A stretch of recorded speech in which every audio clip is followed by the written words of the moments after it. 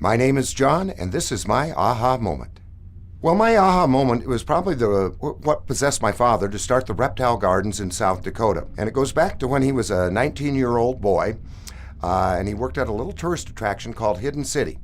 And Dad was quite a showman, and he had pet rattlesnakes that he had caught and he had tamed down. And he'd be giving tours through this place called Hidden City. It doesn't exist anymore.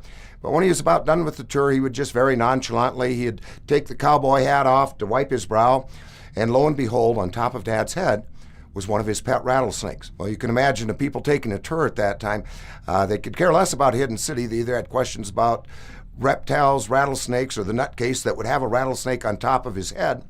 So that gave Dad the idea that whether people hated them or not, they appeared to be fascinated by them. And the next year, Dad borrowed $400, dug a great big pit in the ground, caught reptiles that were indigenous to South Dakota, and in 1937, he opened the Reptile Gardens. Today, we actually are the largest collection of reptiles in the world, meaning that we have more species of reptiles on display than any zoo or park on the planet.